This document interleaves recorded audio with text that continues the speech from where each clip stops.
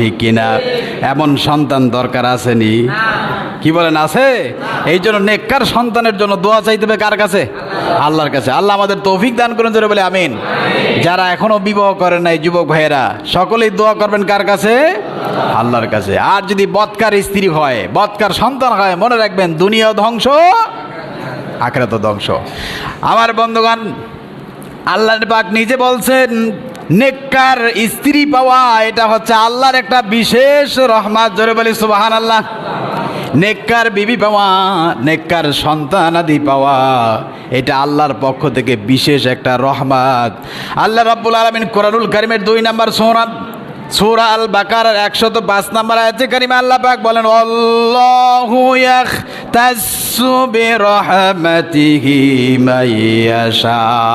আল্লাহ পাক বলেন, বিশেষ করে যাদেরকে আমি আল্লাহ নেককারিনী বিবি দিয়েছি, সন্তানানি দিয়েছি, এটা আল্লাহ পাকের বিশেষ রহমত। জোরে বলি সুবহানাল্লাহ। বলেন, এটা কার রহমত? এই জন্য যারা ভালো স্ত্রী, ভালো ছেলে মেয়ে পাইছেন, তারা জোরে সোরে বলেন আলহামদুলিল্লাহ। আর একটু জোরে বলেন আলহামদুলিল্লাহ। আল্লাহ পাক বলেন, আল্লাহু যুল ফাদলিল আযীম। আল্লাহ পাক